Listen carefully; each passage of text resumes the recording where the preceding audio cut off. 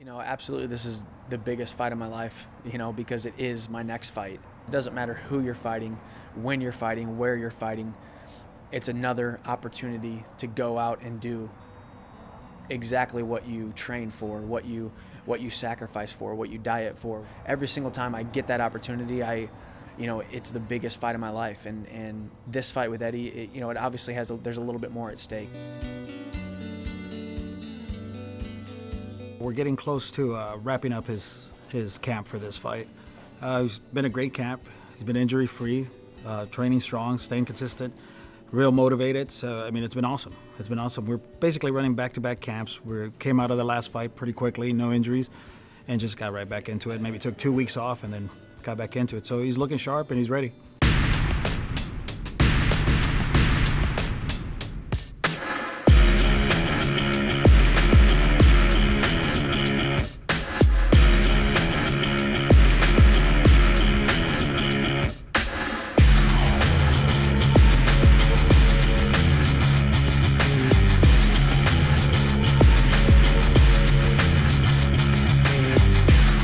A couple weeks out from the fight, we really transitioned, kind of get away from the heavy lifts and really just focus on keeping them explosive and quick as possible, especially someone like Mike, who is so powerful and so explosive with that wrestling background, and he's just explosive is the best word to describe it on the cage. So we do stuff to keep him that way with some different sorts of movements, some sprint work to keep his conditioning up. I've seen my game been taken to another level, and my body, I was a little bit bulky when I first got here, and I've kind of slendered out a little bit, but I still kept my strength and I still kept my quickness, and if anything, I'm faster and I'm stronger now. So just excited about the team that is around me, and just very blessed to have everybody in my life.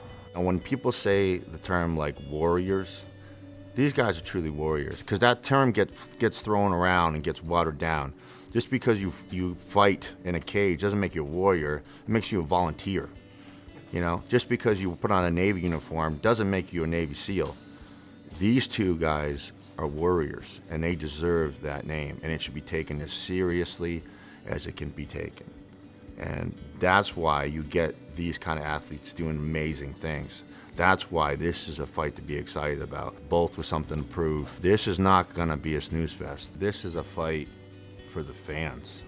I can get as good at boxing as I can. I can get as good at grappling and as good as wrestling as I possibly can. But to become a better athlete all around, to become more explosive and stronger and quicker and lighter on my feet, and just more muscular endurance, that's what's going to get me, to that 4th and that 5th round, and be able to finish a fight strong. So what Doug has done has been great. He's peaked and ready to go. I know he's gotten better, you know what I mean? And I see it every fight. I mean, the kid's a performer. He takes it another level when he fights. What he does at the gym is already impressive. When he fights, he's a performer. He performs on fight day. Michael's the perfect guy. He just knows he's got faith in it and goes out there and he executes it. And that's just another day at work for him. You know, people ask, why do you coach, or why do you enjoy it so much? I mean, the rewards are just huge. The ups and downs, it's just awesome. And Michael Chandler, seeing him develop over the past 2 years, it's just been an incredible ride. And I always thank him for that, for allowing us to be part of his story. And like I said, he's in the process of leaving his legacy, and this November 2nd is just another date that's going to show what this kid's able to do.